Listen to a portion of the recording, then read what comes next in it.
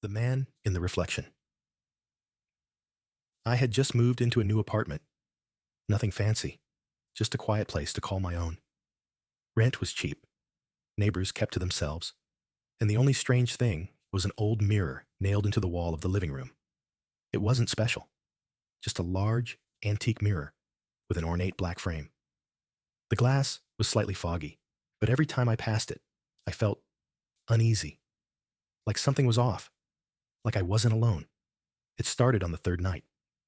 I was walking past the mirror when I saw it, a shadow, standing behind me.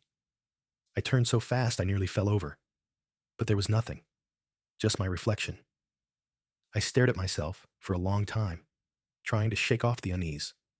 But as I turned to walk away, I swear I saw my reflection smile, even though my lips hadn't moved.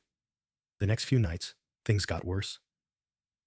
I'd wake up in the middle of the night to the sound of faint whispering. The mirror across the room seemed darker somehow. My reflection would feel delayed, like it was watching me before mimicking my movements. One night, as I walked past it, I noticed something horrifying. There were fingerprints on the inside of the glass, like someone was trying to get out.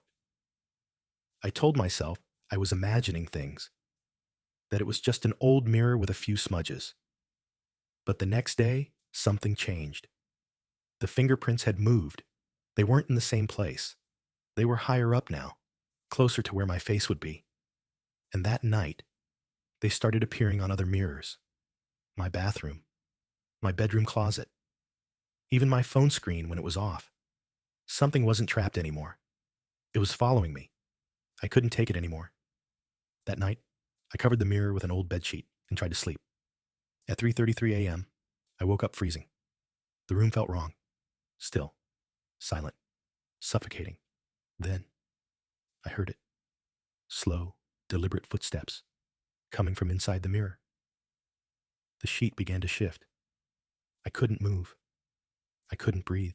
And then, in the silence, I heard something whisper, just inches from my ear. "You've been watching me. Now let me watch you."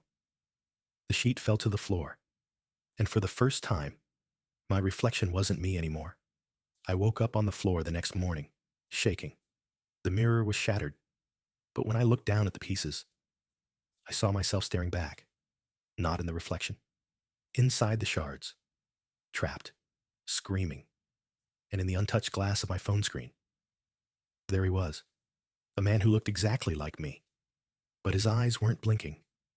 His lips curled into a smile, and then, slowly, deliberately, he waved.